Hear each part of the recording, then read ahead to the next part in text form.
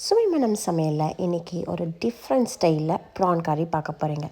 ஆமாங்க, ஒரு பிரியாணி மசாலா மாதிரி பண்ணி ஒரு ப்ரான் கறி தான்.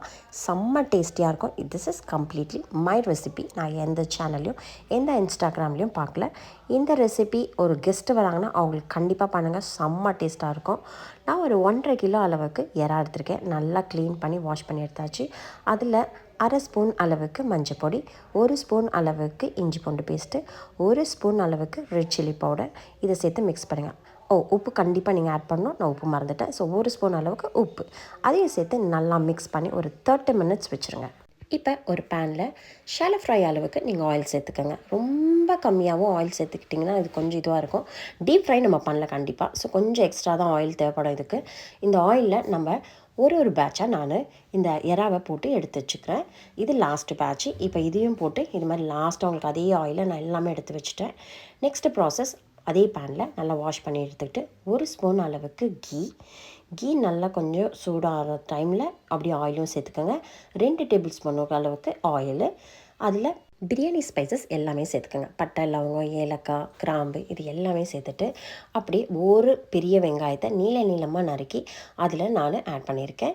இப்போது ஆனியன் கொஞ்சம் லைட்டாக ப்ரௌன் ஆனும் போது இஞ்சி பூண்டு பேஸ்ட்டு 1 ஸ்பூன் அளவுக்கு இஞ்சி பூண்டும் சேர்த்து நல்லா நம்ம வதக்கிக்கலாம். கொஞ்சம் இஞ்சி பூண்டு ஸ்மெல் போன பிறகு மஞ்சப்பொடி ஒரு 1/4 ஸ்பூன், ஆல்ரெடி நம்ம மஞ்சப்பொடி சேர்த்துருக்கோம். ஸோ அதனால் மஞ்சப்பொடி கொஞ்சமாக சேர்த்தா போதும். மஞ்சப்பொடியை சேர்த்துட்டு வதக்குங்க. இது வதங்கின பிறகு தக்காளி 1 பழம் தான் நான் சேர்த்துருக்கிறேன். நல்ல பெரிய தக்காளியாக 1 பழம் சேர்த்து தக்காளியும் நல்லா வதங்கணும்.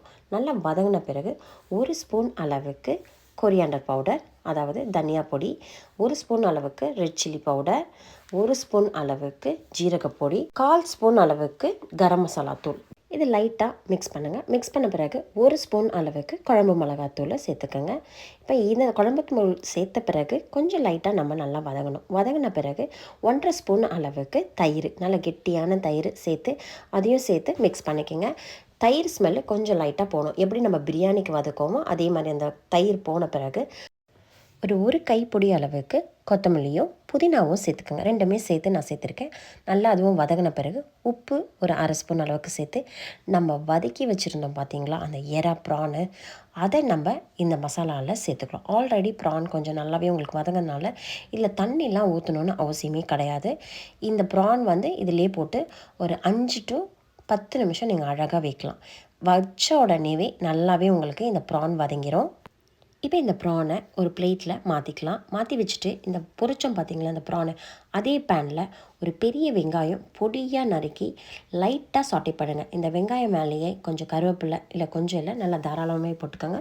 கருவேப்பிலை போட்டு கொஞ்சம் லைட்டாக க்ரன்ச்சியாக தான் இருக்கணும். ரொம்ப நேரம் வதக்கக்கூடாது ஆனியனை. உடனே கேஸ் ஆஃப் பண்ணிவிடுங்க.